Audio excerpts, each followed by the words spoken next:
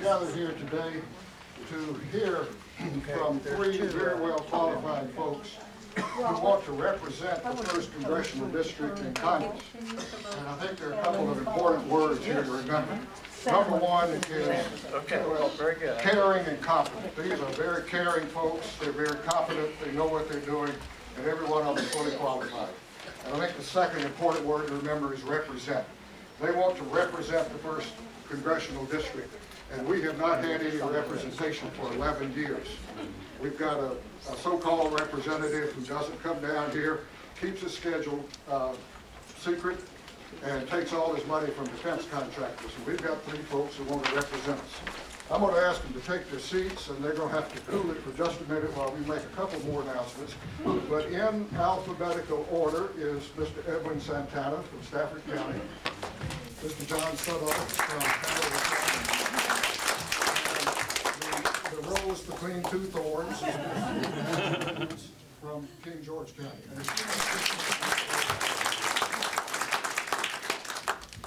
This forum is jointly sponsored by the Lancaster County Democratic Committee, Joe Chamberlain Chair, and by the Northumberland County Democratic Committee, and Frank Cover is our chair. Frank is home. His wife Bonnie had surgery last week, and I am Joe Schlater, and as I say, 3 weeks ago I couldn't spell moderator, and now looks like I'm it. I want to thank a couple of folks. Mr. Richard Gill is sitting here with the stopwatch. He's going to keep everybody honest. And his partner is Mr. Liston Fraser, the sign man, and he's got 2 signs, and he's going to hold them up so the candidates can see them. One of them says 30 seconds, and one of them says stop.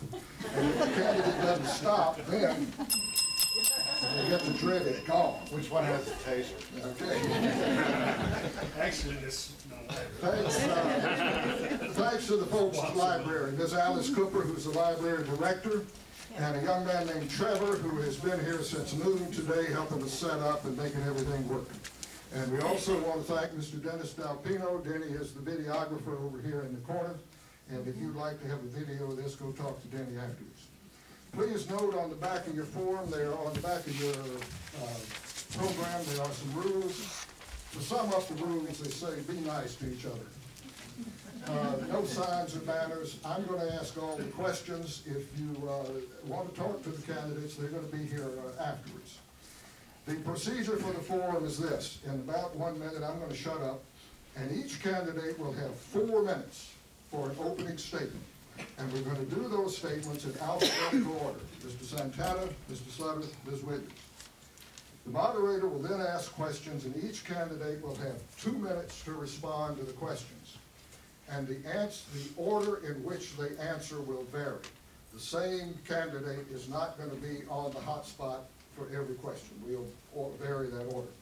And after we run out of questions, each candidate will have 3 minutes for a closing statement, and we're going to do that in reverse alphabetical order. Ms. Williams will make the first closing statement, and Mr. Sutter and Edwin Santana. After the forum, the candidates have tables out in the foyer. You're welcome to stop and talk to them, take literature, and write big checks. Okay, thank you. I pledge allegiance to the flag of the United States of America and to the republic for which it stands, one nation, under God, indivisible, with liberty and justice for all. All right, let's get our opening statements started. And Edwin Santana is first up, and you have 4 minutes. All right. Good afternoon, ladies and gentlemen. Thank you so much for being here today. I'm excited to be here. I'm excited because last week in Pennsylvania, Connor Lamb proved something that our campaign's known to be true since January of 2017, that a young Marine running in a conservative district as a proud Democrat can win. And I'm excited to be here tonight to talk to you all about why a young Marine running in a conservative district as a proud Democrat can win right here in Virginia as well. I'm going to talk for a tiny bit about me and then the issues that our campaign's fighting for. My name is Edwin Santana. I am a Marine Corps veteran. I served 4.5 years in the Marine Corps. I was stationed with my family in Camp Pendleton, California, with a deployment to Oman in 2015. I am a husband, like I said. My wife is an active duty Marine. She's stationed in Quantico right now. She's a captain. I got out of the Marine Corps because my wife was about to outrank me, and she outranks me at work and at home. So it was time for me to get out. I enjoyed my time in the Marine Corps. But yeah, so I'm married to my beautiful wife, Heather. We have 2 kids, my son, Eddie, and my daughter, Valerie. My daughter, Valerie, was born last May at Fort Belvoir right here in Virginia. My son was born at Camp Pendleton, California. And I'm a Puerto Rican as well. I'm excited to be here tonight to talk to you all about the issues that our district is facing. I believe that a person running on strong issues that look to unite us and bring us together in positive ways and face those issues in bold, progressive ways, that's a issue, or that's a message that can win here in the first. I was very excited when, after the election, I got out of the Marine Corps, or excuse me, after the Marine Corps, I got out in September of 2016, and then the election happened. Like a lot of people, I thought I was going to go about my life. I thought we were going to have President Hillary Clinton, and then we all know what happened on that night in November in 2016. I realized at that point, when I looked at our elected representatives, that there were individuals who were not in it for public service. There were individuals who were in it to personally enrich themselves. You can see that in Donald Trump. And you can kind of see it in Rob Whitman as well, who looks like he's been openly auditioning for a federal contracting job with some kind of defense contractor since, I believe, the start of this last Congress, because he realizes that he needs to start auditioning for that job now because he's going to be losing that job come November of this year. But public service has always been important to me. I did the Big Brother, Big Sister program in college. I served as a United States Marine. I was a chaplain's assistant to young Marine recruits in Camp Pendleton, California. And I realized after I got out of the Marine Corps and after the election that this was the next best way that I could serve my country. And I realized that that's what I wanted to do. And while our campaign started January 4th of 2017, for me, it didn't really start until January 21st after I attended the Women's March in DC. And I realized that while I was driven to serve, there were millions more Americans around this country who were also driven to serve too. And I realized that I was becoming part of a movement. And I think that this district, there's more energy now than we've ever seen. There's more energy, and I think that Rob Whitman is a little bit scared, to be frank. He's never faced a challenge like he's going to be facing this year. Whether it's myself, Vanjie, or John, he's going to be facing something he's never faced before. I talked to Matt Rowe as well. Matt Rowe was a great candidate in 2016, and Matt we've had, I believe, 10 debates already so far. Matt was not able to sharpen himself up like that to face Rob Whitman in November. So I'm excited to be here tonight to talk to you about the issues that we're facing, and I just can't wait. My name is Edwin Santana, and I'm happy to be here, and I look forward to answering your questions.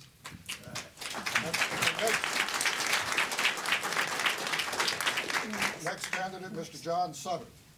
Thank you very much, Joe. Thanks to all of you for coming out on this beautiful day up on the Northern Neck. You know, I'd also like to thank Edwin and Vanjie for conducting these campaigns with such great mutual respect and civility. We've had a place over in Hartfield across the Whitestone Bridge for almost 20 years now, and I can tell you that something changes when you go across the bridges at West Point, and something changes even more when you come across the bridge at Whitestone. It's a different way of life up here, and on a day like today, it's just beautiful.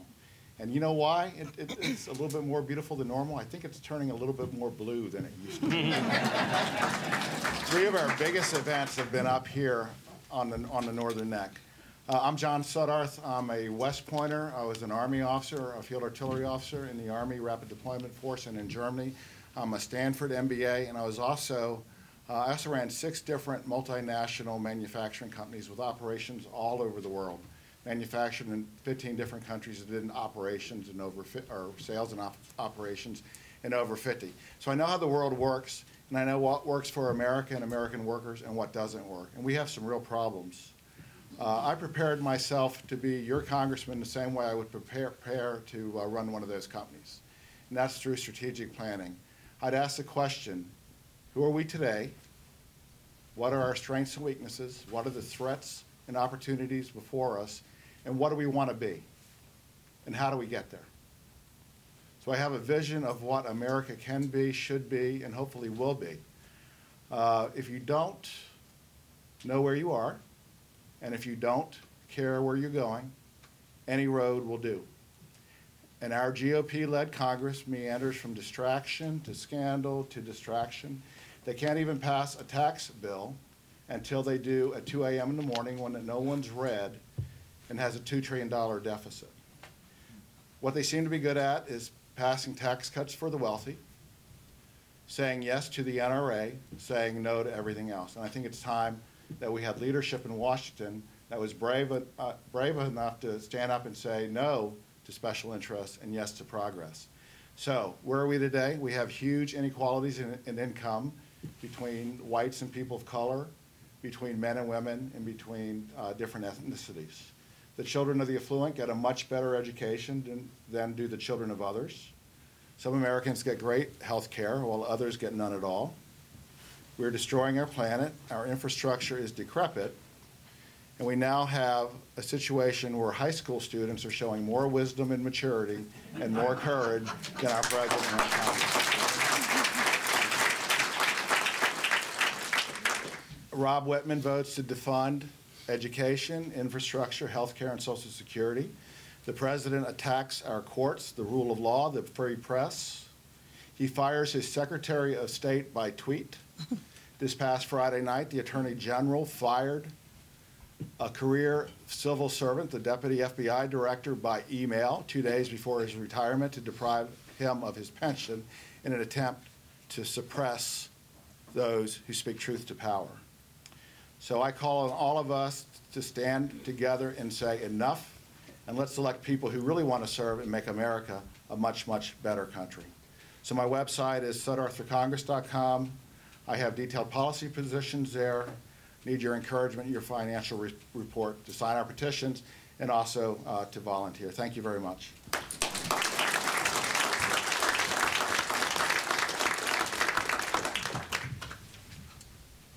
Hello, my name is Vanjie Williams, and as you can see, I'm the only female between the two gentlemen. I am a wife of 25 years as of Monday. Yes. I and my husband have 6 beautiful daughters who range from ages 11 up to 23. I am a student. Yes, I am proud to say this year I'll be graduating with my doctorate in business administration, focusing on strategic planning and program management. My career over the past 25 years plus has been in strategic planning for our government. Some of the jobs that I have done has affected you every day, one of which is the airport control screeners. I'm sorry, I had to hire them. 69,772 employees were hired to protect our safety in the air. I also have worked for NASA, where I was a contractor, and I was brought in to bring NASA's flight plan program back in line after the Space Shuttle Columbia crash. Some of my other jobs have been not as to repair, but also to begin, as you see. You know, our government is in a matter of strategic failure right now. My job, going to Capitol Hill, will be to repair that.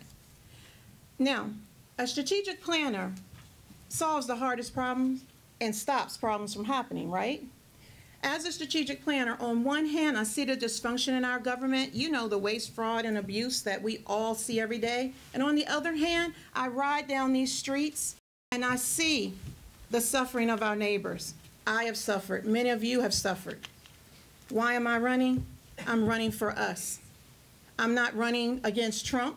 I'm not running because I want to settle a score with a Republican. I'm running because I see a need in our community.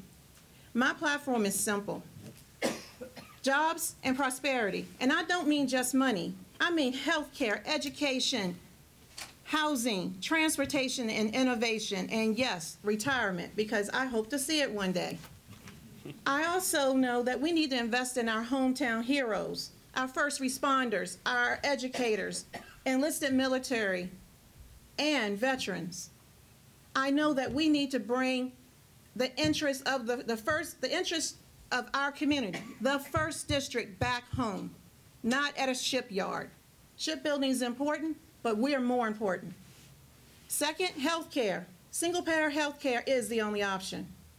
I want single-payer health care, and I am working so that we will have co-signers on the first day I start the job, not a year or two later.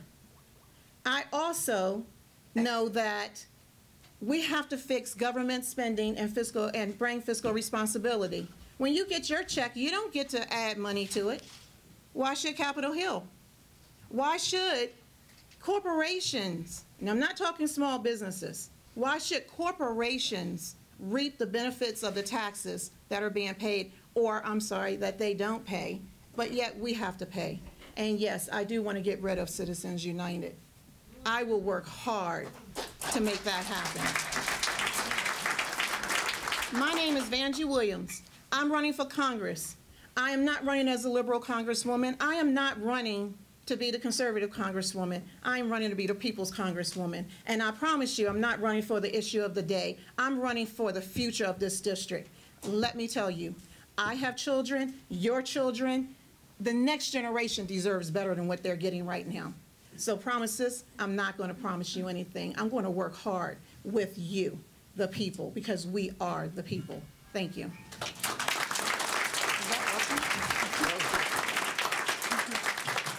Thank you very much. Thanks to all three candidates. Thanks to the audience for keeping the moderator on track. And said we had three excellent candidates, and I think we've seen that. Here comes the first question. What is the most important issue facing the first district, and how would you address it? What is the most important issue facing the first district, and how would you address that issue? And Ms. Williams, you're first.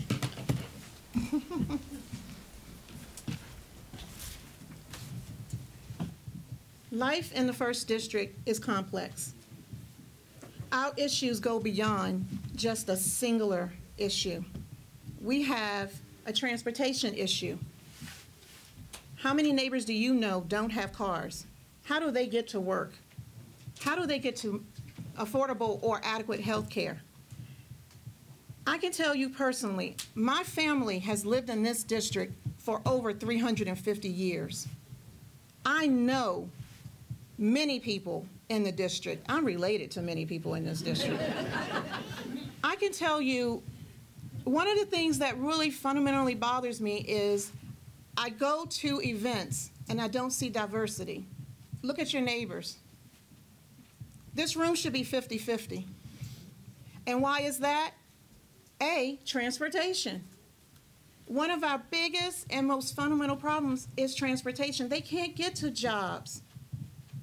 I mean, you know, Kilmarnock is pretty lucky. This is like the city compared to King George or Westmoreland or Matthews.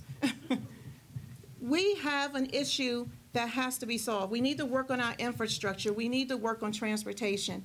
I want to build upon that. I want to go to Congress and I want to ask for a study on our infrastructure and transportation so that we can look at what happens with the I-295, I-64, I-95, Northern Neck, and Middle Peninsula corridors. We need help.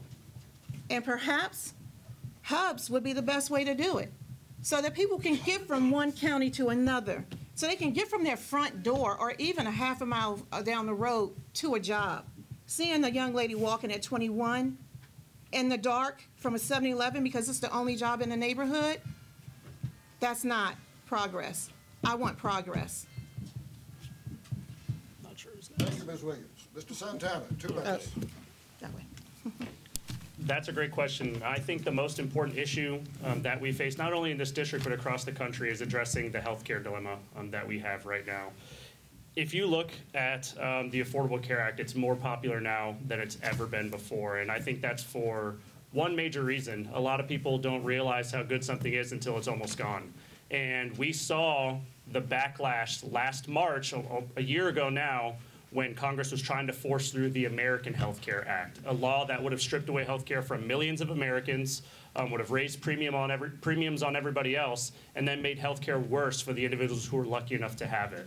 I think that's an issue that touches every single man or woman in this district, and health issues is something that we're going to run into no matter how healthy you are, for how long, we're all going to get sick someday. And that's the whole premise behind insurance in the first place. I think fixing the healthcare issue is not only the moral thing to do, it's the fiscally responsible thing to do as well. If we transition to a program like Medicare for All, that's just one way of transitioning to a single-payer system. But using Medicare for All as an example, the most expensive estimates to pay for that program are $2.8 trillion. Americans spend $3.4 trillion right now every single year paying for inferior health care. That's health care that leaves millions of Americans uninsured, millions of Americans underinsured, and it does nothing but maximize the bottom lines for insurance companies. So if we're able to switch to a program like Medicare for All now, or a different single-payer program like that, that would free up at least $600 billion in savings that we can apply to other programs, like improving our public education system, like pushing broadband internet into every home across this district. Look at the outrage that we saw when they voted for the American Health Care Act. Rob Whitman, if he was here today, I would point at him and say that that's one of the most immoral things that he did, was to try and take health care away from millions of Americans. In this country, we shouldn't have different systems that deal for, and I'll touch on that later. Thank you very much. You didn't want that now. Okay, thank you. And finally, Mr. Sutter, your question. You know, I really hate it when Edwin steals all of my fire, but he is absolutely right. Healthcare is the most important issue facing us, and we have to fix it first. First, because of the moral imperative. We're all going to get sick. We're all going to die. Our healthcare costs too much, and because the employer has to pay for it, it holds back employment in this country. If we went to single-payer health care, we would save $600 billion to $1.5 trillion a year. And I would like to introduce to you the gentleman that has been coaching all the candidates, Mr. Jay Brock. Or Dr. Jay Brock has been a long-term proponent for single-payer health care. Thank him for his efforts. When we fix this, it'll unleash a dynamic economy that you cannot imagine. $1.5 trillion more. Remember I told you that I manufactured in 15 different countries? This was the only country where we had to pay for the insurance for the worker, and that cost us $12,000 to $15,000. That meant that the American worker had to be $12,000 to $15,000 more productive per year in order to justify his job. So until we fix this, manufacturers and other companies are going to continue to put jobs overseas that could be here with the world's best workforce. So let's fix healthcare first with single payer. Let's use that money we free up for education, for infrastructure, for action on climate change. And then we'll be ready to rock and roll. But if we don't fix it, the wheels are going to come off this bus, trust me. Thank you. Second question. In the 1950s, after World War II, Dwight Eisenhower warned the American people about the growing military-industrial complex. Yet, over the past several decades, we have built a munitions and war economy, while China and the rest of the developed world have invested a significant percentage of their gross domestic products in building, in innovation, in renewable energy, and in infrastructure. We have fallen behind in each of these areas. How can you influence Congress to reverse this damaging trend? And first up is Mr. Sutherland. So Dwight Eisenhower was a fellow West Pointer. He was a little bit older than me. But everybody, he's a guy who won World War II and then invested in the interstate highway system. He understood how defense contractors take ownership of Congress and use the defense budget to reward people who contribute to campaigns. Case in point, go to fec.gov, look up Congressman Rob Whitman, and see who his top contributors are, other than the NRA. It's defense contractors.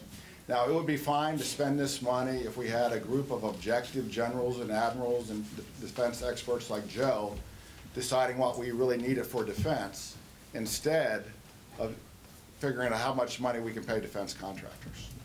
We have 300,000 troops in 153 different countries. Now, if we took action on climate change and we were far less dependent upon foreign oil, we would care a lot less about the Middle East and some other places around the world, I'll tell you that. And we could take that money, $700 billion, which is more than the next 10 countries spend combined, and use it for education, for healthcare, for infrastructure, and a lot of different things. But your question was, how do we fix it? And the way we fix it is through campaign finance reform. It costs $1 million to run a successful congressional campaign. And the reason it costs so much is because the contributors buy congressmen, not me, not Vanjie, not Edwin, because we've all said no to special interest money. But these $1 million campaigns give those companies an opportunity to buy the congressman of their choice.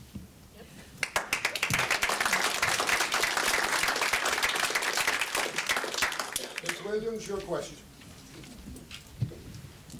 Reverse Citizens United. Until we get the greed and excessive corporate campaign finance out of the hands of people who are being bought by these corporations, nothing will change.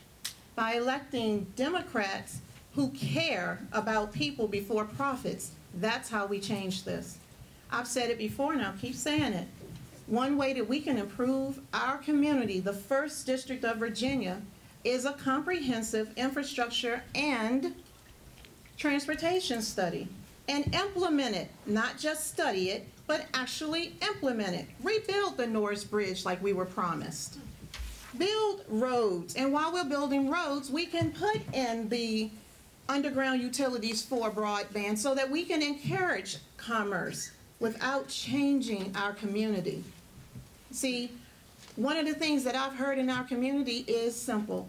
We do not want our community to grow into a city.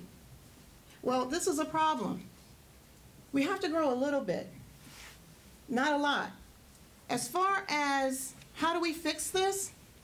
It's by working together as we the people and quit the us-them discussion. We are American citizens. We all live in a country that is dependent on our government doing the right thing. We can't change what happened in the past, but we can change the future by, instead of being reactive, and start being proactive candidates. I'm tired. And I'm tired of playing games with congressmen and women up on Capitol Hill who are only thinking of themselves and the money that's lying in their pockets. Aren't you?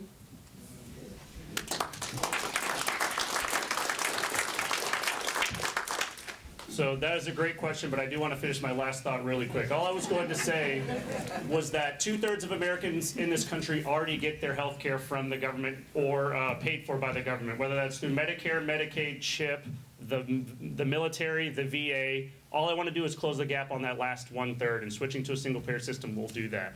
But to answer this question, look at our priorities in this country. The DoD budget is $600 billion, and it's only going up. Compare that to the Department of Education, the DOED budget, $70 billion, and you'll see where our priorities in this country lie.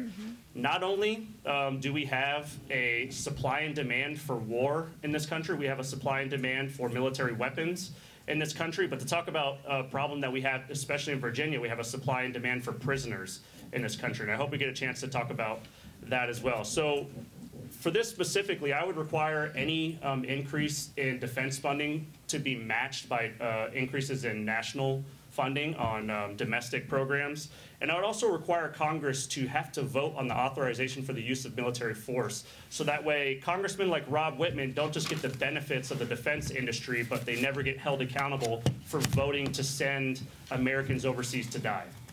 And I think that that's something that is extremely important. As a congressman or a congresswoman, you have to have the courage to vote on something so people know where you stand and they can hold you accountable for it afterwards. But right now, Rob Whitman gets to be a pretend champion for veterans in the defense industry, but we can't hold him accountable for sending troops overseas to die, and I think that that needs to change. I would be an advocate for that. So you can look your congressman in the eye and ask him why he wants your child to go to Iraq or Afghanistan to fight and die for this country.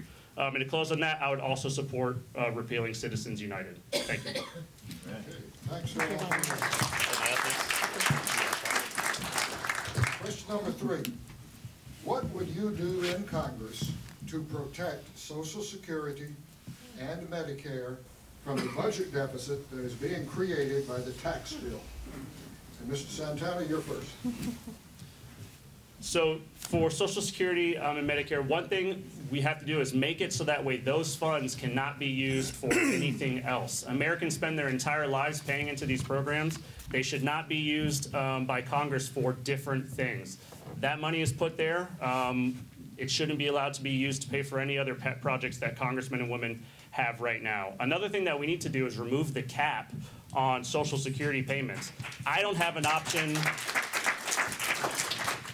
the option of only having the first portion of my income taxed while the rest goes tax-free. So I don't understand why somebody who makes over $250,000 a year should have the same ability. We should all pay into this program evenly and at the same rate, because every American has the ability to take advantage of it afterwards. Because Bill Gates gets the same exact Social Security check as the rest of us do. But Bill Gates does not pay the same portion of his income that the rest of us do as well. And I think that we need to change that. Thank you.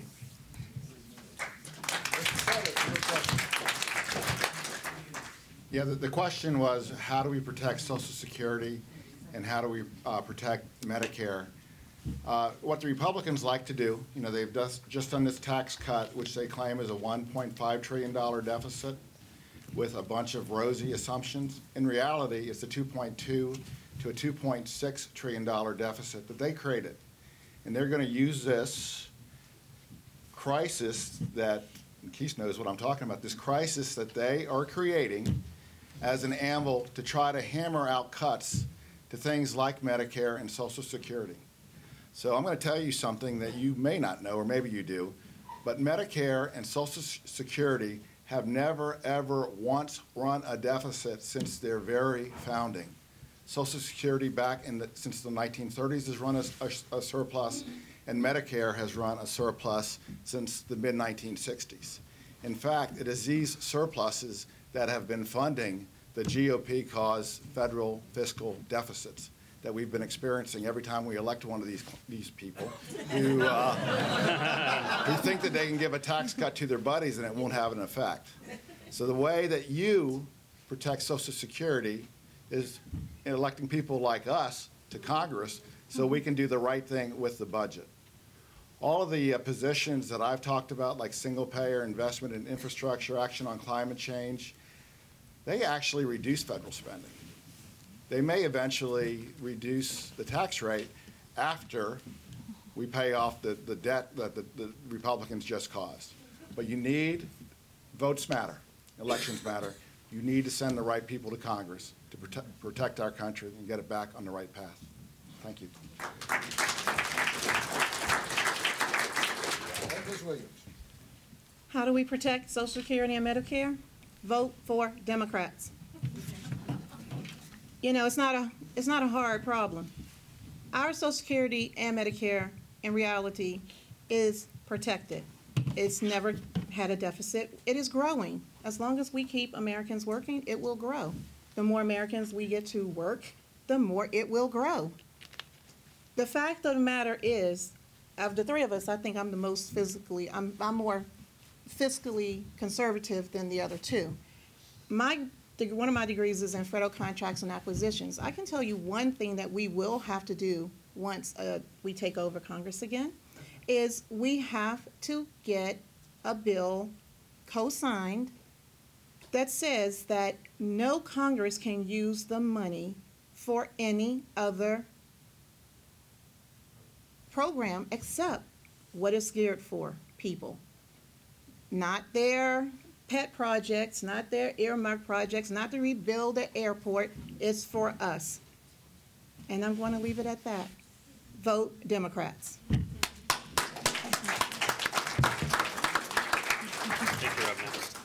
All right, question number 4.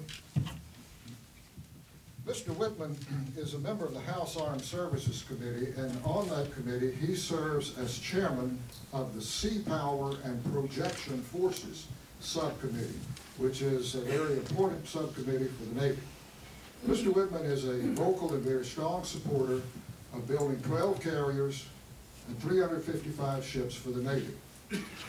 He voted to increase the Pentagon's budget this year by $700 billion.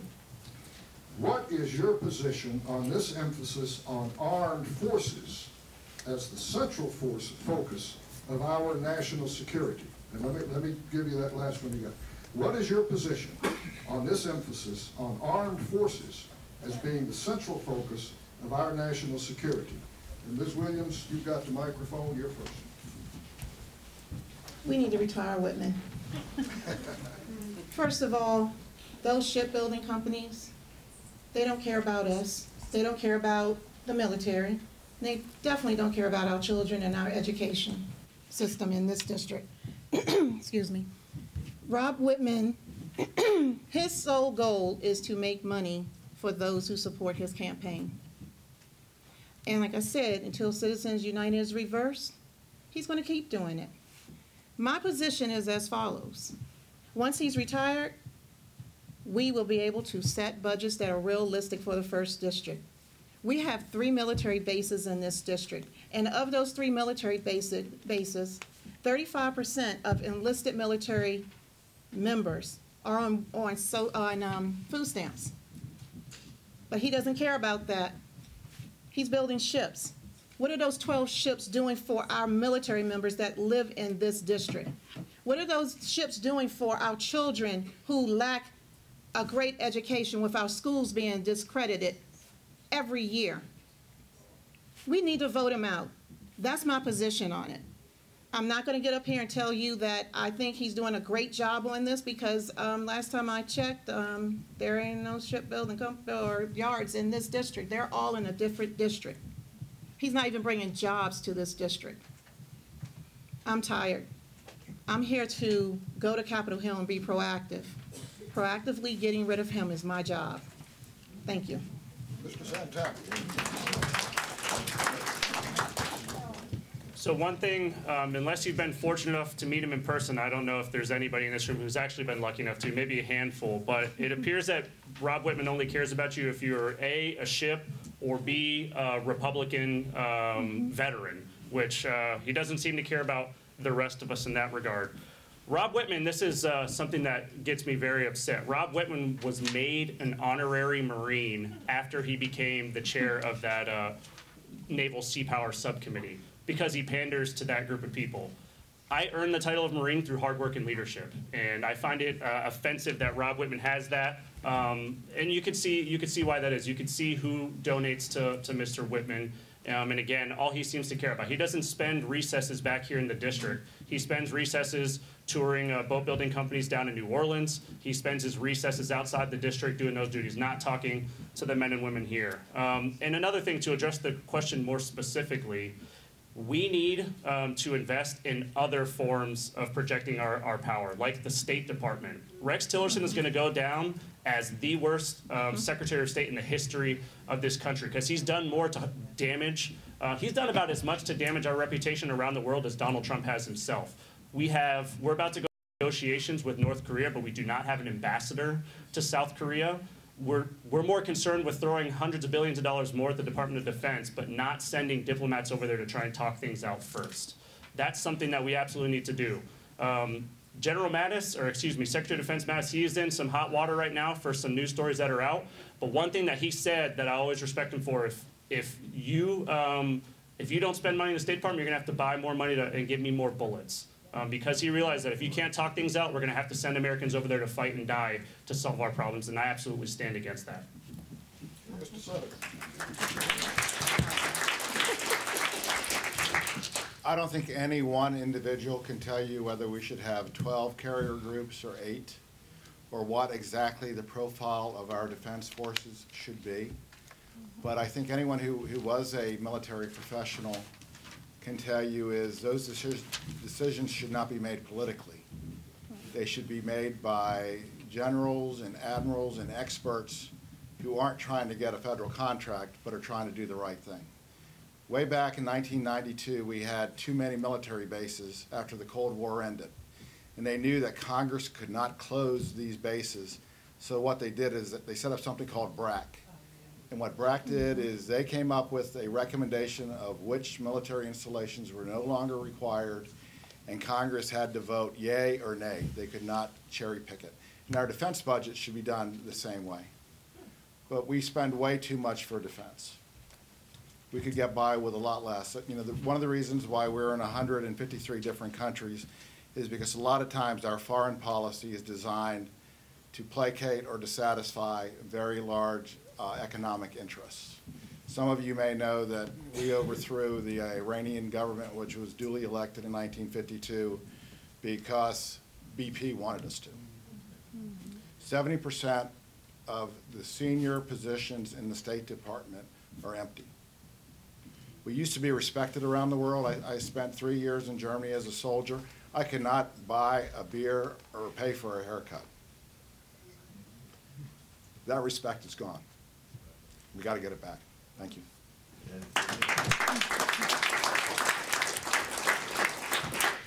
Question number 5 is very close to home also. What is your stand on drilling for oil off the U.S. East Coast?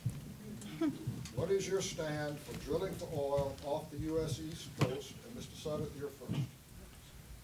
I am against drilling for oil off the U.S. East Coast. I would, for all the reasons that we don't even have to elaborate, I don't think, but you know, the Chesapeake Bay does not flush. It just ebbs and flows. If we ever had an oil spill or disaster there, it would never clean itself up. You know, I spent a lot of time out on the bay. We have to spend that time on efficient automobiles, on interconnected systems that perform at an optimal rate, a smart electrical grid, mass transit, you know, high-speed rail, broadband internet, all those things that would make us much more efficient. I remember when Barack Obama said that if everybody would simply inflate their tires to the right pressure, we would save 3% of our gasoline, and they laughed at him. Why would you laugh at that? You know how much, what 3% does to our economy? We use 100 million barrels of oil a day. We could insulate our buildings better. We could go to solar power, to renewable energy. I would be supportive even of nuclear energy if it could be done safely. But we should not be drilling for more oil, and we should not be fracking. You know? I was in the San Francisco earthquake and the Virginia earthquake, too. I don't want any more fracking. So thank you. Ms. Williams, your question. Environmental protection is economic protection. I am absolutely against offshore drilling. As you can see by my iPad and my computer, I have had many people ask me about it. And one of my good friends, Francis Edwards, he taught me the best saying ever: no fracking way. You know, we live in this district, and I am a member of the Sierra Club, and I can tell you, I don't want a New Orleans here. I don't want that kind of environmental damage in here, or anywhere for that matter. The only reason why they're even thinking about it, because we all know and deep in our hearts that it is some kind of financial benefit to those who want it. We don't want it. I said no to Dominion Power. I've said no to all fossil fuel companies. No money from them. And I've signed every petition, including the national petition. The answer is absolutely not. I yield back my time. So my stance on most environmental issues is pretty simple. I believe that we have to stop using the environment for short-term economic and political gain. We use the environment to squeeze money out of it, to get people wealthy now, but to strip away from our children's future. Or we use the environment so politicians can win points and get reelected. We have to stop that. We have to stand against it. I oppose offshore drilling, pipelines, frackings, all those issues, because I think that one thing I hope we talk about more of the environment and what we can do about the economy here in the Commonwealth of Virginia. We need to start switching to a renewable energy economy, not one that's powered by natural gas and other fossil fuels. When I was stationed in Camp Pendleton, California, California is definitely the nation's leader and one of the global leaders on renewable energy. And we can start to replicate that here too. That will provide good paying, high-tech jobs, and will also save the planet that we have. A motto that we have in the Marine Corps that I take very strongly to heart is to leave things better off than what you found them. And I want to ensure that I pass off an earth that's better for my children than the one that I got. We're not going in the right direction right now. Like with Donald Trump, so many things are one step forward and 100 steps backwards. But I think that we can turn that around with the next Congress that we elect in 2018. And I'll end with one thing I find very curious. When I started off, I talked about politicians being in this for very selfish reasons. How funny is it that Florida was one of the only states to get an exclusion for this off-coast drilling? Maybe it's because, one, the president wants to win that state again in 2020, but also his favorite weekend getaway is down in Florida, too. Like John was just saying earlier, we need to strip decisions like this away from politicians who only want to exploit the environment for political and economic gain.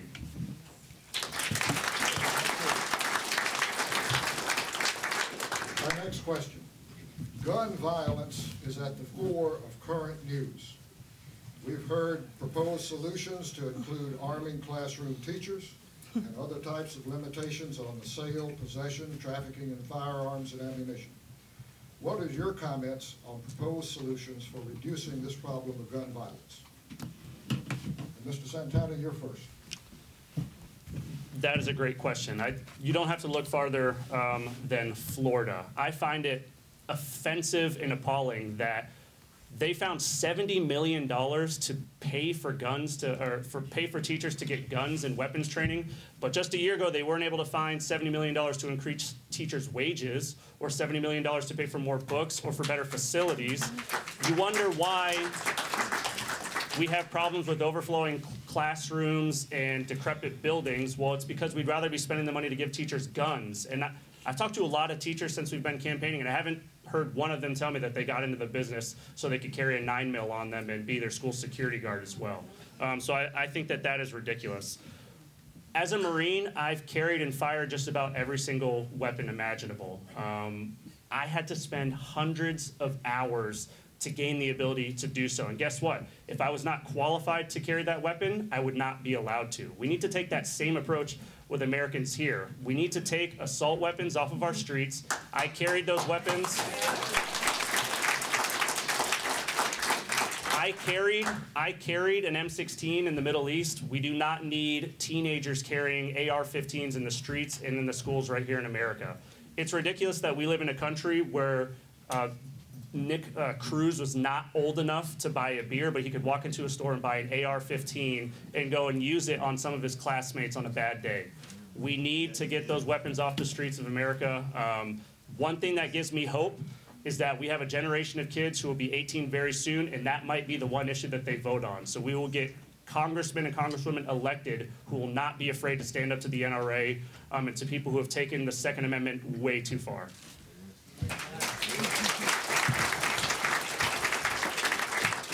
Start with your next. The very first thing that we all need to realize about guns is that this is not a constitutional question. This is a question of courage, commitment, and priority. We have already had an assault weapons ban. It was tested in court up to the highest level, and it was sustained. We can do this. We had 17 people killed in Parkland, Florida, and Rob Whitman did not say a single word about it. I tried to call in to his ambush, surprise, last-minute notification telephonic town hall, and my question was two-part. Will you support an assault weapons ban, and will you give back the money to the NRA? And they were waiting for questions. I had already placed my question, and they wouldn't take it. So I was shocked and surprised that Rob Whitman would not take my question.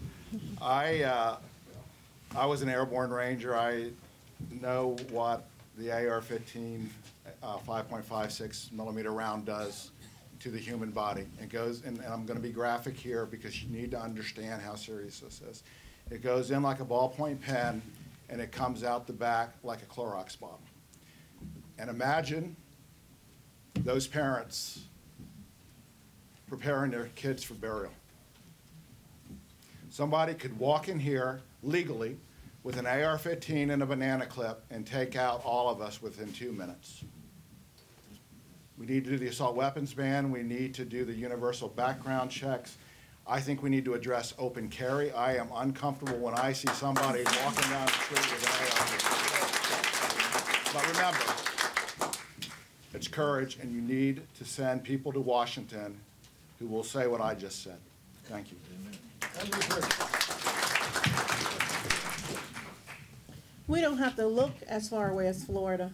We've had it happen here in Virginia. We don't have to look as far as Florida. We had it happen in Georgia. Remember now, a week, not even a week after the Parkland shooting, we had a teacher with a weapon in a classroom who wouldn't let a student in. The student went and got the principal. They came to the door, and the teacher shot the window out at the door. Imagine a child walking past at that moment. You know, I am furious that the NRA has so much power over our GOP that they don't have any control over themselves. They're completely controlled. I have a saying, if it takes you 30 bullets to shoot a deer, you need to go fishing. And I have said that for almost a year, and it still stands. And in that year, it's only gotten worse. We need universal background checks federally. It should be at the federal level. States, however, should limit reciprocity across state lines.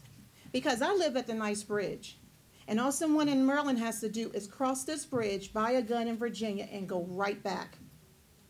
But let me bring some other things to mind. I'm totally against any form of automatic weapon really being in a child's hand. Raising the age limit is mandatory. Getting rid of bump stocks is mandatory. But I want to let you all know what our congressman has been doing in secret. It's called the SHARE Act, and it's things that he doesn't want to share about the SHARE Act. The SHARE Act is the Sportsman's Heritage and Recreational Enhancement Act. Do you know what that is? Oh, no, you haven't heard about it. It puts hollow tip bullets and silencers in the hands of hunters. What deer needs a silencer? And a hollow tip bullet does as much damage as an AR-15. What is he doing? Oh, I know what he's doing. He's asking us to help him retire. We're going to do that.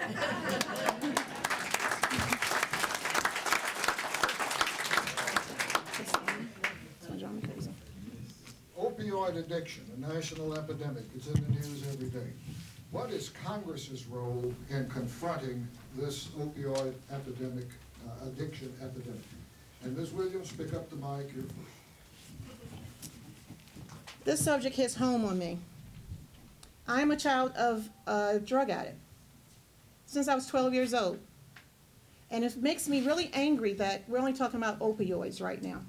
We have a drug epidemic, period. Now, we have to figure out what's causing the opioid epidemic in a logical way.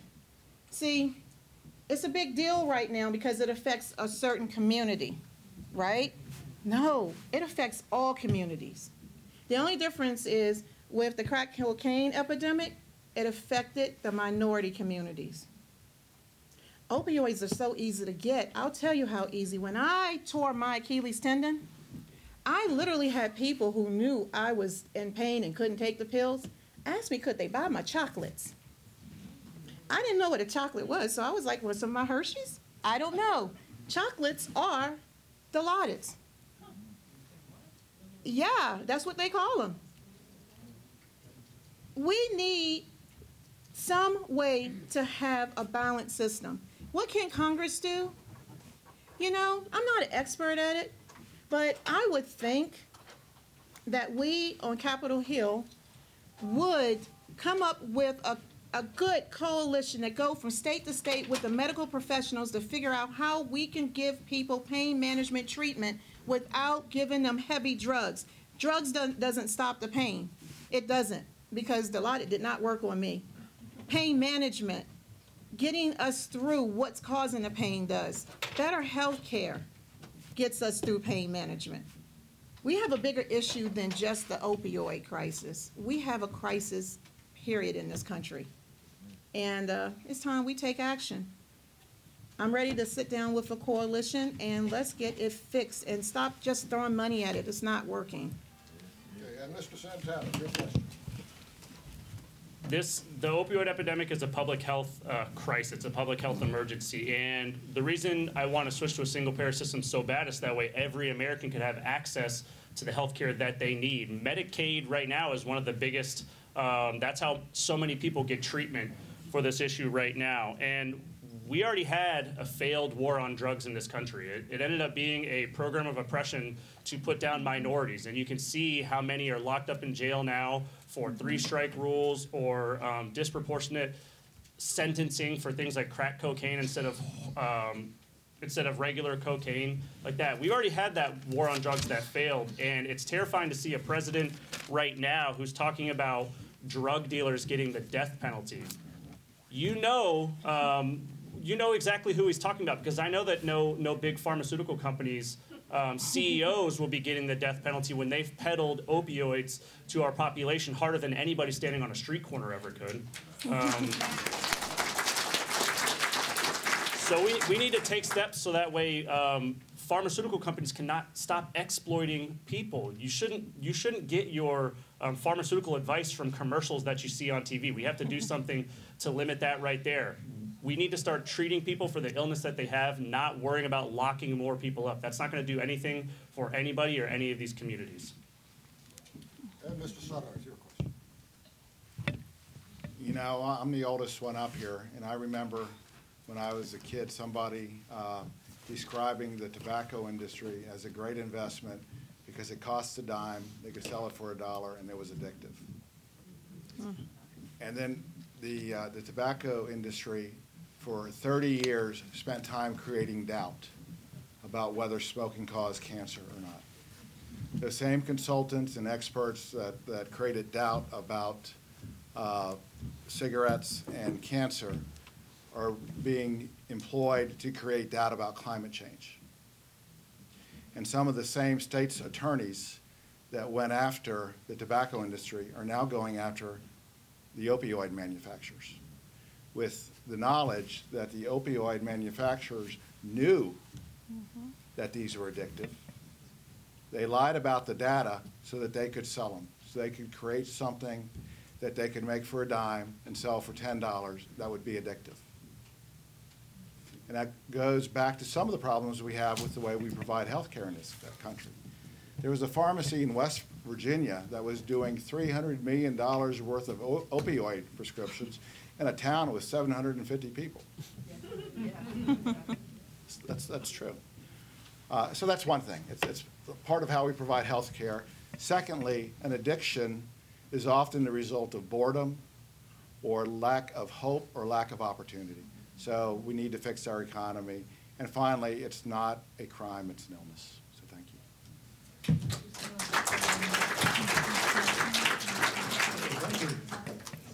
Next question. Urgent health care and health care services in general, that's services for urgent health care and health care services in general, are fleeing from rural areas, including the 1st District. Now, this situation is bad not for the general health, but also for the economy of rural communities.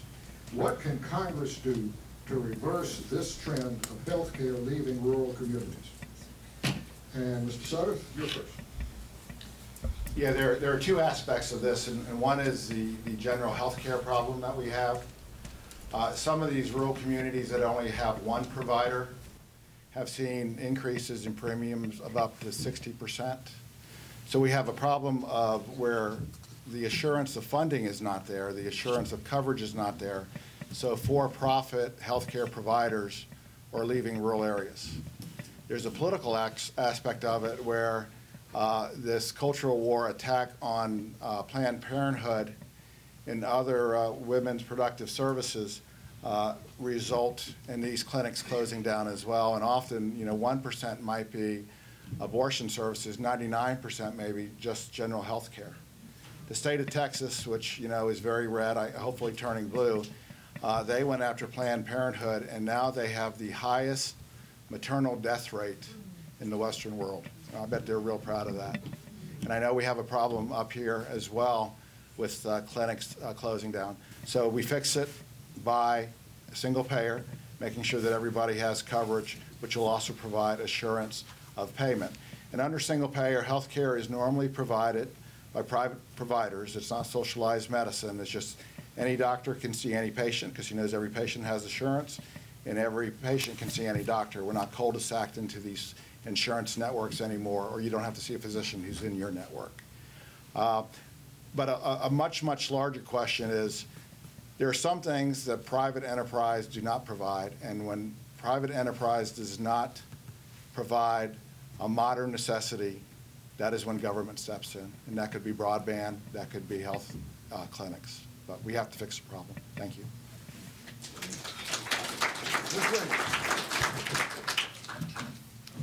Did I mention I live in the Northern Neck? We don't have any any urgent care facilities. I know. Back a few years ago, my now 13-year-old daughter went into respiratory distress. I literally had to throw her in my car, and get to Mary Washington as fast as possible. When I got there, her oxygen level was at 77%. Why? Because we don't have urgent care facilities in the Northern Neck. And even if we do, if you don't have a car, you can't get there because we don't have any transportation, no public transportations. If you think about it, if any of us call an ambulance right now, they're going to charge us $500 to take us to the nearest hospital. Let me tell you a story about John. John is an 87-year-old man.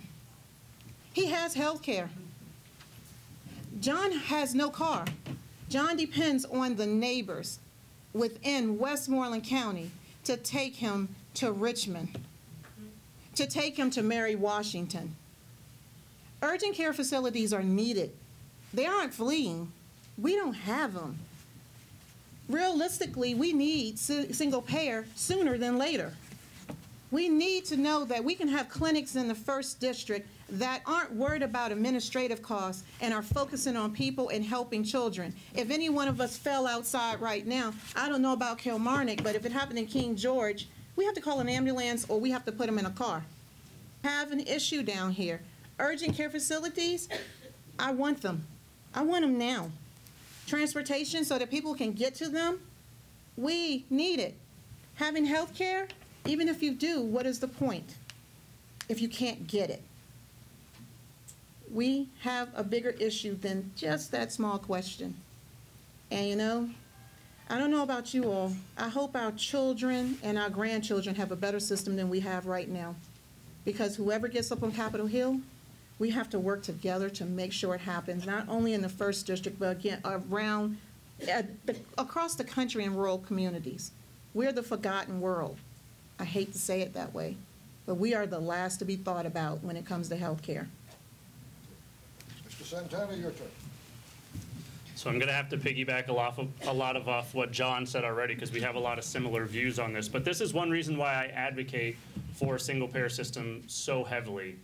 Because like I said earlier, single-payer, it doesn't mean you get your health care from the government. It just means that you're leveraging the buying power of 330 million Americans to maximize health outcomes for 330 million Americans. So that way, any man or woman can go themselves or take their child to a doctor, and that doctor will be guaranteed that that person will be paid. Urgent care, emergency rooms, that is the most expensive form of health care that we can provide to individuals, and it's a disproportionate population of our country that has to utilize those services. You have the same people going to the emergency room and urgent care for the same exact issues. I read a story in the New York Times that talked to a guy who'd been there 8 times in a month. He's going there he's going there when he feels sick sometimes. He's going there when he has a cold. He's going to the emergency room, and it may not be treating underlying issues that he may have. Because you can put a Band-Aid on a cut, but you can't put a Band-Aid on someone who has cancer. And sending these individuals who don't have health insurance to urgent care is not going to treat those issues. So again, I think that's why it's not only the moral thing to do, switch to single-payer healthcare systems so everybody can get healthcare wherever they need it, but it's also the fiscally responsible thing to do. So instead of going to the emergency room to an urgent care facility to try and treat your sore throat, you could schedule a time to go to your doctor to get the actual treatment that you may need. Because your sore throat may not just be because you have a cold, it could be because you have throat cancer and you need better care than that. I think that's why we need to switch to it now. It's the moral thing to do. It'll save us money as a country, and we can apply that money to so many other things that we need to tackle. Thank you.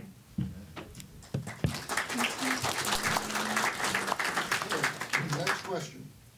National parks, national wildernesses, and other national wild places and recreation areas belong to all the people, at least until today they do. What will you do in Congress to protect these national treasures? And Mr. Santana, hold on to the microphone first. So where I'm from, I'm originally from Maine, and the state motto for Maine is vacation land, because the state of Maine has so many beautiful parks and places you can take your family, just like the Commonwealth of Virginia does. Not only does it make it's smart economic sense to keep the Chesapeake clean, to keep the Rappahannock clean, it's also a great place to spend time with your family and friends. Like you see, I think Secretary Zinke said the other day, do you know how many people are getting into our national parks for free? He said that like it was a bad thing. But like Mr. Slider just pointed out, those are public resources for the public good. Those are things that all Americans should be able to experience and enjoy. So again, to go back to what my stance on the environment is, we have to stop using the environment for short-term economic and political gain, because that's all that this is right now. Laying down a pipeline through the Commonwealth of Virginia, it might make some jobs for a very short amount of time, and then those jobs go away, because that natural gas is not going to Virginia, it's going down to the coast. The same thing for the Keystone Pipeline. And it's terrible, but shortly after President Donald Trump approved that pipeline, we had a leak of oil up in Montana, or North Dakota, excuse me. So it did not take that long for that pipeline to fail. We could see the same thing here if we're pushing pipelines through our national parks or our state parks. The same thing if we try to do offshore drilling in some of our coastal parks that we have off in the ocean. So again, I would stand against those things, because there's so many different things that we can do to spur our economy that we don't have to sacrifice our environment to do it. Thank you. Mr. Sutter,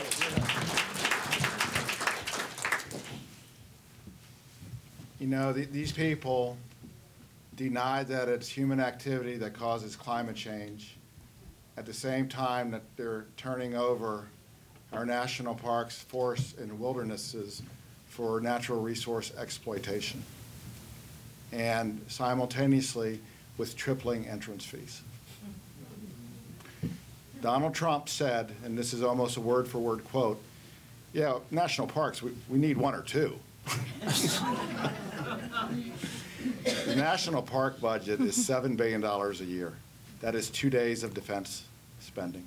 Has anybody ever here been out west? It's like Utah, Wyoming, the Rocky Mountain National Park. I was at Bryce Canyon on Christmas Day 2016 with my son, and we were hiking. There had been a fresh fall in snow, and as we were going into the park, I said, $50 entrance fee, this is outrageous. And my son calls me cheapo dad. He said, Dad, I've got an annual pass, don't worry about it. But we got into the park, and we were the only Americans there. There were Peruvians and French and Chinese and Japanese and people from Canada. I said, well, this is great. They're paying $50, and my son has an annual pass. But these are tremendous national treasures. You know, let's double the budget to 4 days of defense spending. Let's make sure that all the composting toilets are in good repair, and that the roads are in good repair, and that the staff has good salaries. This is wonderful. We need to protect these. We don't need to turn them over to the oil companies. Thank you. and Ms. Whitman. Simply put, our national treasures aren't for sale. I will fight. It would not be a prayer moment. It will be a fight moment on Capitol Hill to protect our national treasures. I don't believe that our current government has any respect of what was given to us by the previous generations. I went to the Grand Canyon for the first time, and I was so awestruck. I took literally like 4,000 pictures. I have yet to go through all 4,000, but the pictures couldn't even capture what I saw with my eyes. I want my children, I want your children, I want to go back. And now that I'm hearing that he shouldn't even be called secretary, he doesn't even deserve the title, Secretary Zinke is permitting the sale of parkland, that's harmful, hurtful, and it's a shame. It's so un-American. Oh wait, but some people think greed is the American way. Well, if it was benefiting the government and our people, that's one thing, but it's not benefiting us. It's benefiting a select few. And no, I guarantee you, no one in this room is going to get $1 from what they did. I can tell you what we are going to get. We're going to get another national disaster. We're going to have another river polluted and destroyed and literally killed. We're going to lose another species of animal. I am fighting not only against the mindset that this is okay to the current GOP, but the fact that they got to know they're all going to be out. I will tell you, I would be really afraid right now, really afraid for their jobs. We need, as people, together to fight as a team and stop this.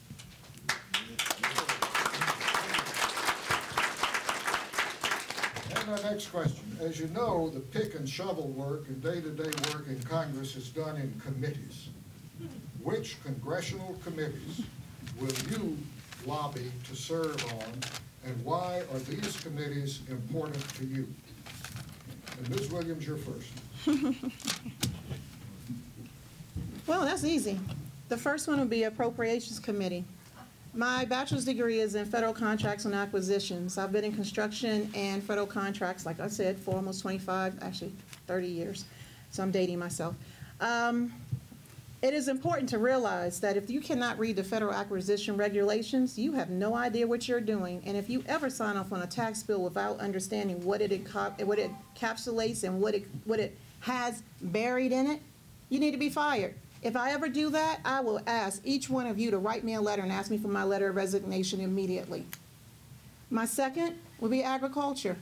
Now, my family has one of the oldest working farms in the state of Virginia. Yes, we do agriculture and we do, it's a hard word to say when you're trying to talk fast with a dry mouth, aquaculture. So we do both. So, thank you.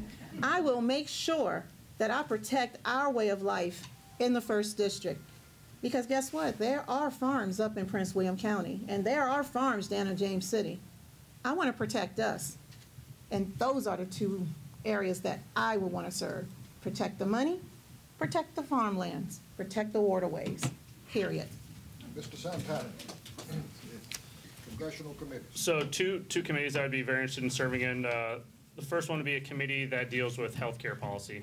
Again, you've heard me advocate this entire afternoon for single payer. I think it's the first thing that we need to do, and it'll allow us to handle all the other things on our agenda. Once Americans can be sure that if they're sick, they're going to be taken care of, or their loved ones are sick and they can be taken care of, they can focus on other issues. If you look at Maslow's hierarchy of needs, one of the top things on there is food and shelter. Well, falling along that thing is if you're sick, you can't worry about other things like building a better economy for all Americans. So that's something that I would want to be focused on is healthcare. But also, I'd like to be on the House Armed Services Committee.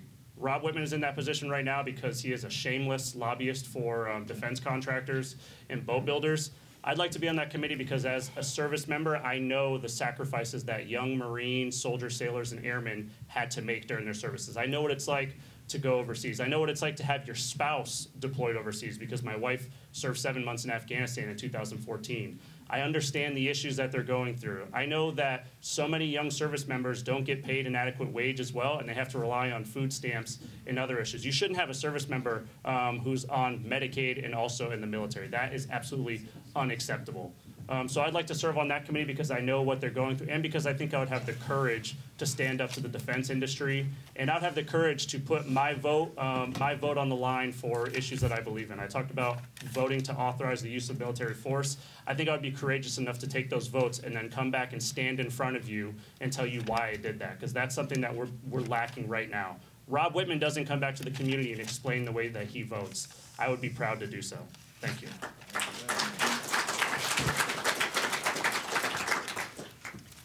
Yeah, there are 3 committees that I would like to serve on. First, Health and Human Services, because healthcare is so important. If we get that right, it frees up so many resources to do the other things that we want to do in our country. The second is campaign finance, because I do think, even though we do have Citizens United, the fact that we have any restrictions at all means that we can have restrictions. We just need to put restrictions in place that really limit contributions from individuals like you, like each and every one of you, to our campaigns. And then the third is armed services, because I do have a lot of knowledge about that. A lot of, I was a West Pointer. A lot of my classmates were commanders during the Iraq War. I came out against the Iraq War very early, and I actually got blacklisted from the West Point blog for a while because I had the courage to stand up and say this is a mistake.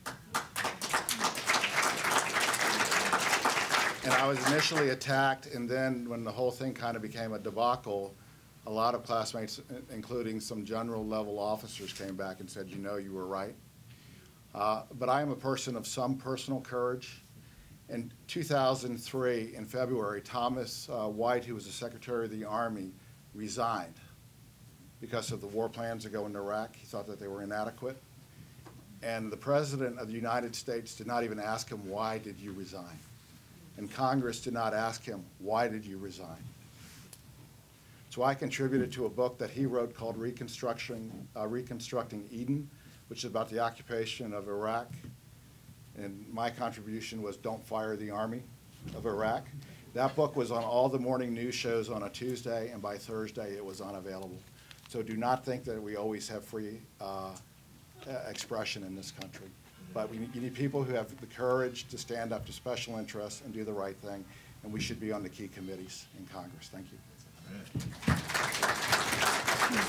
Next question. As you know, very carefully crafted legislation can overturn Supreme Court decisions, provided that legislation meets constitutional muster. What are, in your opinion, the worst Supreme Court decisions that are not in the best interest of the American people? And Mr. Sudduth, you're on the hot seat first. Okay, the two that immediately come to mind are the laws that result in relaxation of gun laws that are put in place by communities and by states. On one hand, the GOP likes to talk about states' rights and local decisions unless they disagree with it, and then the first thing they do is they go to the Supreme Court. So if California wants to ban the assault weapon or the banana clip, or if they want to put a tax on ammunition, they ought to be able to do that. And the other, of course, we can all say it together, Citizens United, because we have to get the money out of our politics. Corporations are not people. Special interests are not people. We are people.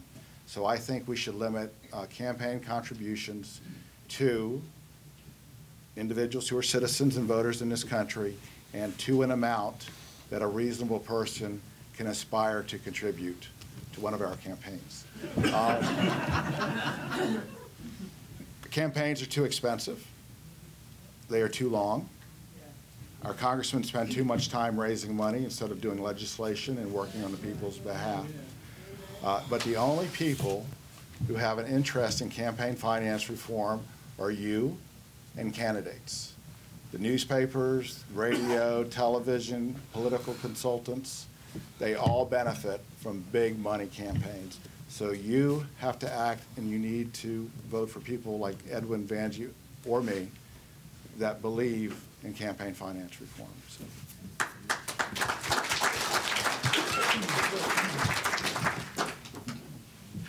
John stole one of mine. I've said it before, Citizens United. If a corporation can give unlimitedly, we should be able to, right? No, it should be a limit, period. And I think that was one of the worst. There are two others. Hobby Lobby decision. To this day, I've not stepped foot back in Hobby Lobby, because that for me as a woman and a mother of 6 daughters, that personally offended me. And my daughter had just gotten a job at Hobby Lobby when that decision came down. So she literally said, I'd rather be unemployed than to work for a company like this, because that is not standing up for, as they say, religious freedom. That's standing against what is a human right. Second, or actually third, thanks, John, was Schenck versus the United States. First Amendment. We have to protect the First Amendment at all costs. And our president right now is a perfect example of why. Those are my 3. And I'm going to leave it at that because we got a lot of work to do, little time. So I have the misfortune of going last after everyone on this question. So it'll be a little bit repetitive, but again, I think we need to repeal Citizens United. Again, we've put our democracy up for sale with that Supreme Court ruling, and we need to take that back. Like John said, it needs to be something that a reasonable individual could pay. And you see a lot of Democrats going in that direction right now. It was very successful in the Commonwealth in 2017 for individuals to turn down money from Dominion Power or other fossil fuel companies. And a lot of those individuals were still able to raise money and win. You see individuals, hopefully we see some of our conservative counterparts start to turn down money from the NRA, and then people realize you can still run campaigns and win if you have a message that inspires people. Because you can inspire people, you get them out to volunteer for you, get them out to vote, and you get them out to donate. So it is possible to do that without corporate or PAC money. The next issue then Vanjie took was Hobby Lobby. I would stand against that as well. That allows discrimination from private companies. It shouldn't be, whether I'm a business owner or not, I should have no choice on whether or not you can have access to birth control. I think that is not something that a business should be making for the people who work for them. And the last thing, I mean, I'm going to go back in time a little bit here, but I wish I could lobby against the Dred Scott decision. That was something that was probably one of the most shameful things that we've done in this country back in the 1860s, directly led to the Civil War. And as well, I'd like to have been there to help craft the wording for the 13th Amendment as well, because while we outlawed slavery in this country, one thing we then made it, we allowed the government to basically have slavery through our criminal justice system. And if you look at our country right now, we have more individuals in the prison system than we had in slavery during the height of slavery right up to the 1860s. That is a national shame. I wish I could have gone back in time to help craft that wording, but I can't. So what I would do instead is help do something about our criminal justice problem in this country. Thank you.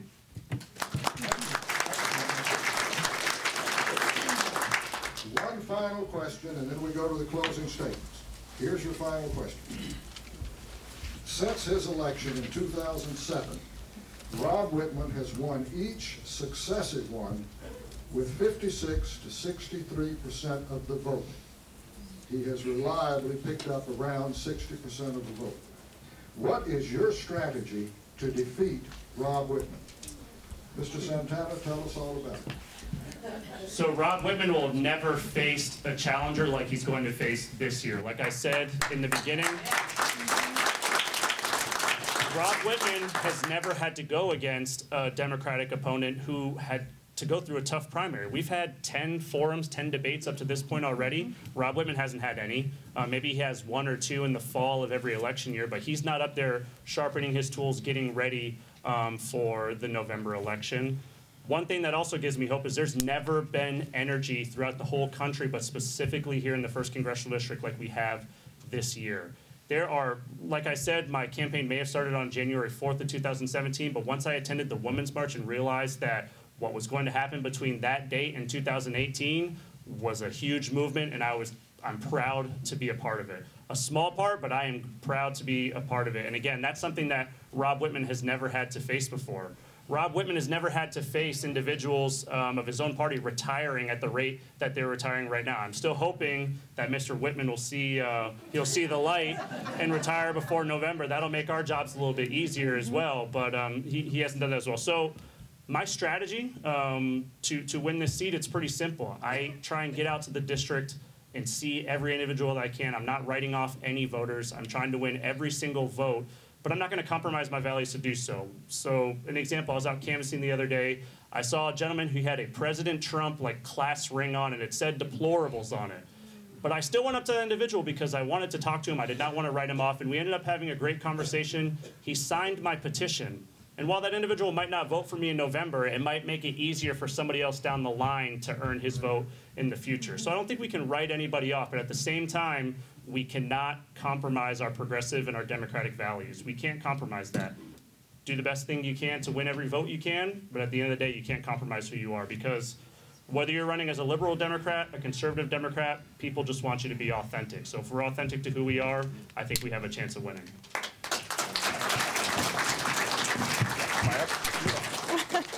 You lost it. lost my bottle cap. How many people are involved in a congressional election this early for the first time? Almost half of you for the first time. People are more motivated and more energized than I've ever seen. And so let's take a moment and thank Donald Trump for this huge turnout here today. My strategy is very, very simple. The way I look at the electorate, there are 40% of the GOP, and I will not characterize them, but they are not ever going to vote for me or Vanjie or for Edwin. They're going to vote for Rob Whitman or whoever has the R next to his or her name. There are 40%, if they do vote, they will vote for whoever wins this primary, but we have to mobilize them and get them out. And then there's the 20% in the middle who look at voting for a congressman the way some people look at hiring a lawn maintenance company. They want somebody who's going to go and do the job reliably in Washington without having to look over their shoulder or have to watch every move he makes to make sure that he's not spraying too much fertilizer or he's not cutting enough or is edging too much. So those 20% in the middle, you know, we appeal to them. I will appeal. First of all, I kind of look like a Republican walking across the parking lot. I was a West Pointer, I was an Army officer, I was a corporate executive. But those people in the middle, we need to convince them that our plans actually save money. We spend less and we do more. And we do that by getting all of those special interests away from the government feeding trough. And there's a lot of money. As we've already said, we spend $1.5 trillion more for health care in this country than we should. $600 billion of that comes from the federal government in some form. So, mobilize the base, appeal to the middle, not waste too much time on the 40% that I will be great from a constituent service perspective if I do get elected. But I'm not counting on them to vote for me. So thank you very much.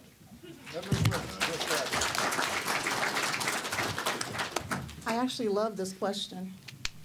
I'm a black woman running for Congress in a red district, and I live in King George, Virginia. How do I plan on beating Rob Whitman? First of all, I ask that everyone in the room stop labeling each other and then others outside of the party. Last night I had a discussion with 4 people without any labels. I couldn't tell if they were Republican or Democrat. We spoke about guns, we spoke about education, health care, and it turned out at the end of the conversation, we came to an agreement. They liked me. Why? Because I listen to people. I've said it, and I'll say it over and over again. We have an uphill battle in this district. This is a red district. I have lived here majority of my life. I left and I came back. We have to understand something. Look at the room. Look at the lack of diversity in this room. You can't run around saying that you are a liberal and expect people to respect you in this community. I hate to say it that way. I have been Vanjie Williams. I have always been American. I have always been a Democrat. And as of recently, I've had to make sure people understand that I am an independent-minded Democrat who votes and who has progressive ways. That's all I need to say. I don't need to tout I have progressive values because guess what? I am pro-choice. I am against any weapon that harms children, women, men. I am for doing something for our district. I speak to everyone in my district. I've gotten in trouble with my campaign because I have stopped in the middle of the night and walked into restaurants where everybody stops eating to look at me like I was like the big bad wolf walking in the room. The only way you can win this district is being a person who listens to both sides. As a mother of 6 daughters, I have become really good at listening to all sides. And as a strategic planner who's had to go in a room and either fix a problem or lead a problem, I've learned you have to listen to everyone in the room. But at the end of the day, I won't compromise my values, but I will protect our community. Thank you.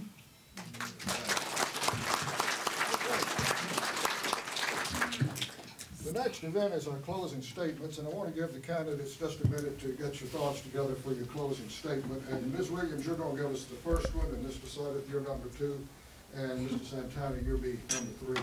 I want to remind everybody of something. Back in 1966, I was a junior in college in Alabama, and I married this Alabama girl, and she said, "Why don't you get out of college and go to work?" So I got busy and graduated. And then my uncle sent me on an all-expense-paid trip to a place in Southeast Asia. We had a lot of family in Alabama. And I guarantee you, on November, whatever it was, 8th of last year, there was a lot of celebrating in our household. And what won Alabama was people going to the polls. And the fact is that African American women won the election in Alabama.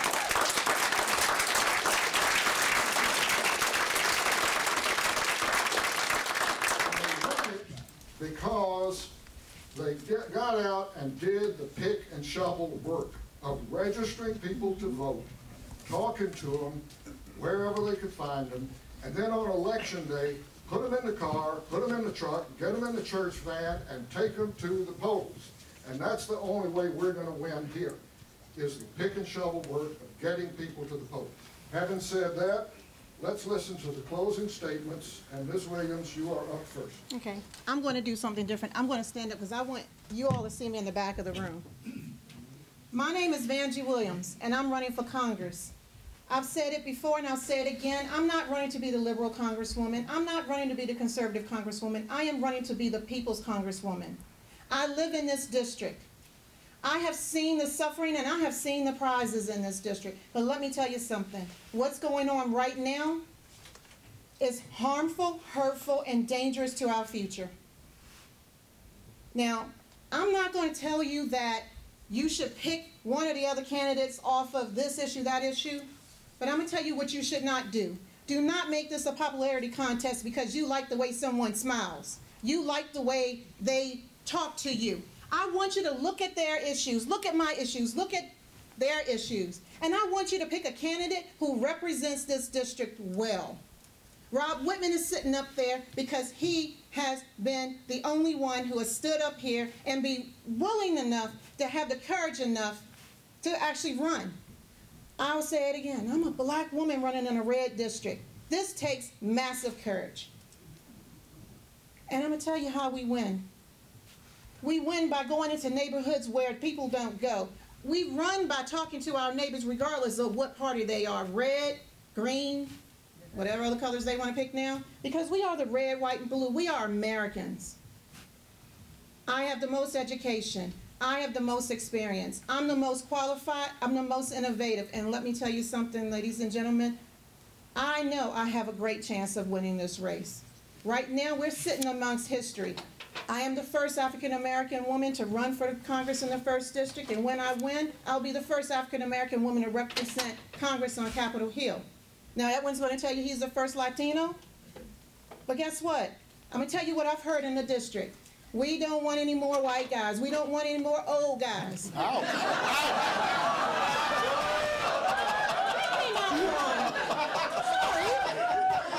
But you know what I mean. The good old boy system has to end. And right now, I have been working in the good old boy system, and I have been breaking down barriers for years. And it's time that our daughters, our nieces, our aunts, and even our young men who are coming out have a chance to grow in this district. Healthcare is important, but let me tell you something. When you ride down the street and you see someone walking for 7 miles because they don't have a car to go to the only job in the area, that is important. Healthcare means nothing if you can't get to it. But I need your help. I need volunteers. I need donations. Let me say it again, donations.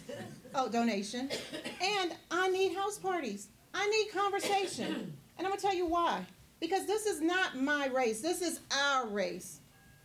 This is not about me. This is about us. And lastly, we're going to win. We're going to take over this seat.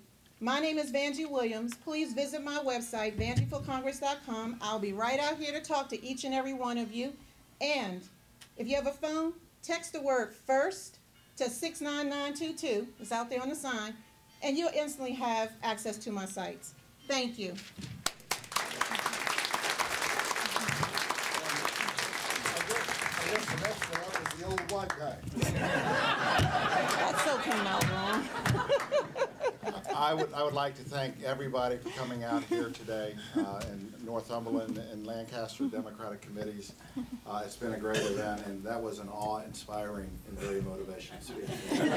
Sorry for calling you old. That's okay. You ought to hear what I get at home. As I was growing up, we had a class called civics, and in our civics class, we were taught to be community-minded. We were taught to listen more than we spoke, and we were taught to treat each other with respect. And I think you've seen that up here today and throughout this campaign. Money in politics is ruining our media as well as our Congress. And what they want to do is get people mad, because anger sells. People tune into Fox News or MSNBC to get upset about something.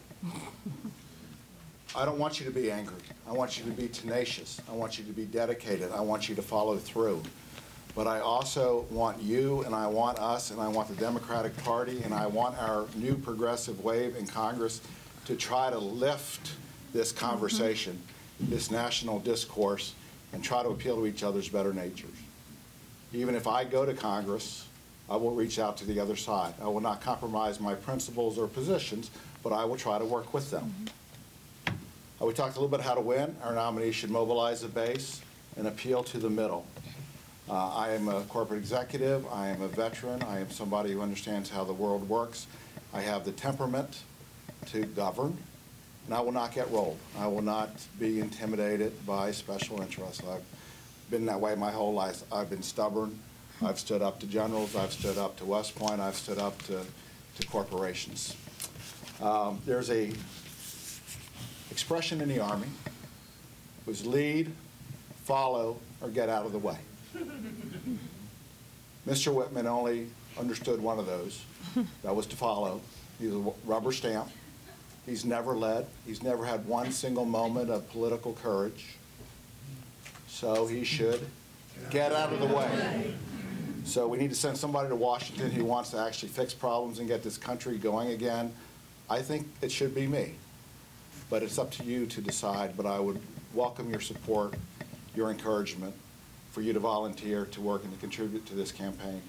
And I have one last request. Before you go, make sure you sign the petitions for all three of us. We've got a deadline coming up, March 29th, and we probably have enough, but we don't know which might get thrown out. So before you leave, you guys have your petitions here, right? Yeah. So sign them for us, and it'd be much appreciated. My website is sudarthurcongress.com. You're wonderful. Thank you so much for coming out today. Appreciate it.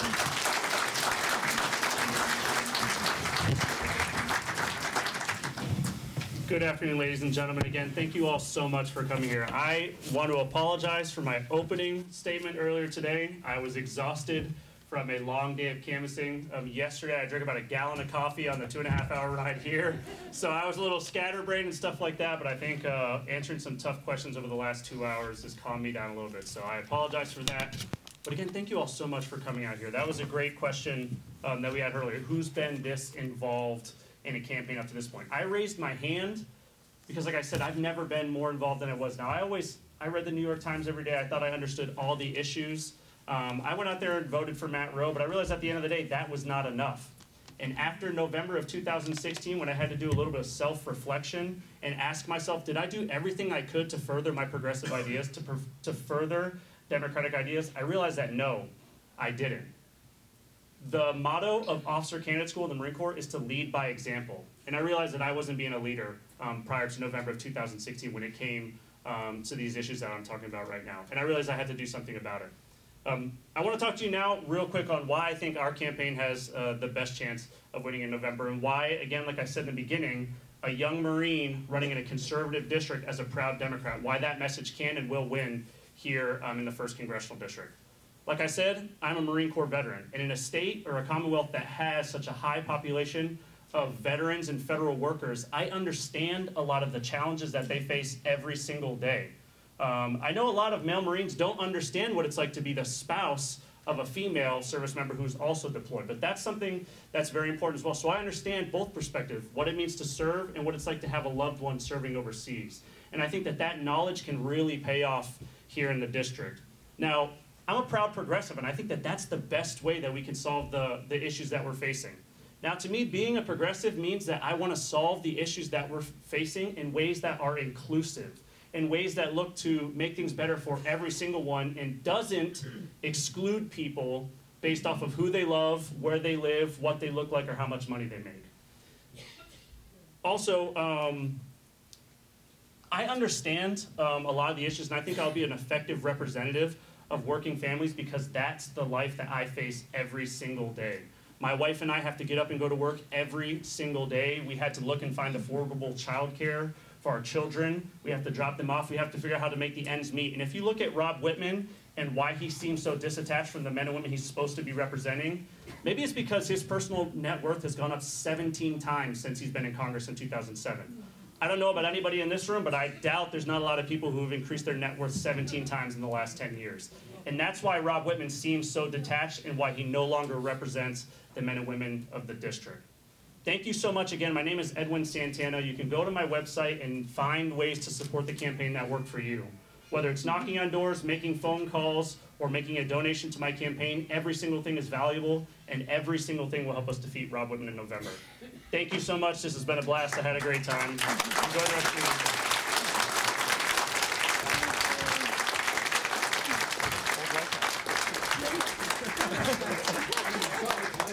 Mr. Sutter mentioned petitions. Under Virginia election law, candidates for Congress must have petitions signed by 1,000 people in their district. And so each of these candidates has their petitions out here. You can sign for all 3 candidates. You just have to be a registered voter somewhere in the 1st district. Thank you all for coming. We really appreciate it. Let's get out and win this one. Thank you.